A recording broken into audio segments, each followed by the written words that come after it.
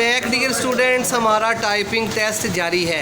जी बेटा आप अपना तारफ़ करवा दें। जी मेरा नाम नुमान मंजूर है, ये मेरा पहला टाइपिंग का टेस्ट है। बेटा आपसे एक क्वेश्चन भी हमने करना है, आप हमें ये बता दें कि इनपुट डिवाइसेस क्या होती हैं? वो डिवाइस जिनकी मदद से हम कंप्यूटर को डाटा देते हैं। डाटा देते हैं, ठीक है जी, शाबाश।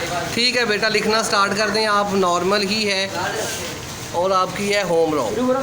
यस शुरू करें जी। यस जी, अभी देख लेते हैं कि नुमान का स्कोर क्या बनता है।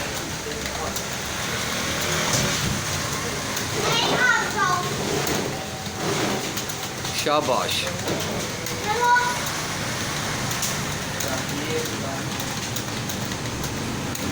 वेरी गुड नुमान बेटा।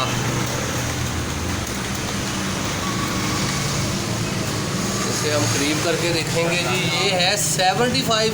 Very very good, very good, शाबाश नुमान, आपका स्कोर बहुत अच्छा रहा है। आपका पहला ही टेस्ट था और पहले ही टेस्ट में आपने छक्का मार दिया है।